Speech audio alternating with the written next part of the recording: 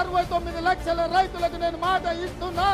August 15 తారీఖు లోపల 2 లక్షల రూపాయల రైతు రుణమాఫీ చేసి తీరుతా. 15 ఆగస్టు లోపల 2 లక్షల రూపాయల రైతు రుణమాఫీ చేస్తా.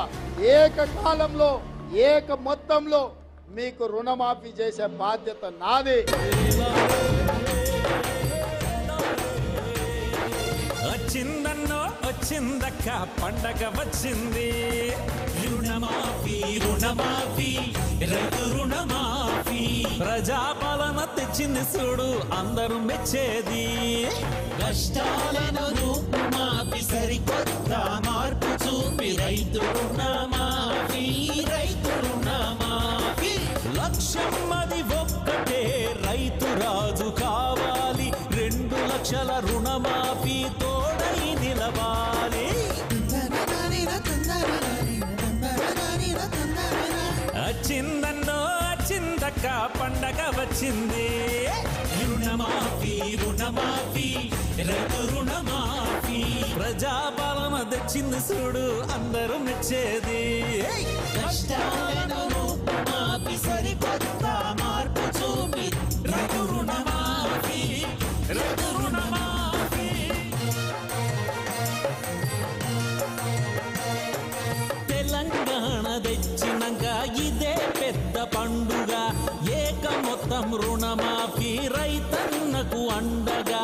రైతన్నల సంక్షేమంలో రుణమాఫీ ప్రధానం. దేశానికి ఆదర్శం మన వ్యవసాయ విధానం. ఒక మాట ఇచ్చారంటే గాంధీ కుటుంబం అమలై తీరుతుందని అందరి నమ్మకం. అంబరాన్ని తాకే రైతన్నల సంబరాలు. నిలబడాలి తెలంగాణ కుటుంబ గౌరవాలు.